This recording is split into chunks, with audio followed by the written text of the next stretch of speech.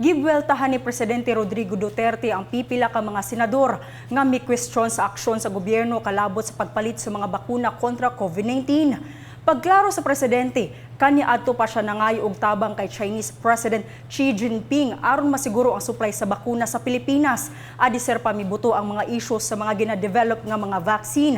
Mahinumdumang gi-question sa pipila ka mga senador ang lagmit ginaampili matud pa sa gobyerno ang bakuna nga gikan sa China. Pagklaro sa gobyerno nga wala kani ginapaboran sa mga foreign manufacturer. Gisiguro usab ni Presidente Duterte nga walay nahitabong anomalya sa pagpalit sa COVID-19 vaccine sa gobyerno nga gikan sa nagkalaing kumpanya.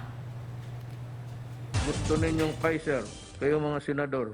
In Norway, 25 persons died after receiving Pfizer vaccination. Gusto ninyo, mag-order kami para sa inyo. Ang Sinovac was being used na sa Thailand, Malaysia, Indonesia, Turkey, Egypt, UAE, Abu Dhabi, Brazil.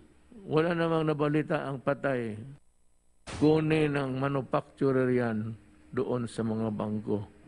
Kasi doon tayo naghiram at diretso ang bayad galing bangko to the manufacturer. Hindi na tayo makialam yan. And the pricing and the paper will not be final until it is reviewed by the Secretary of Finance kasi siya yung magbayad, pati ako.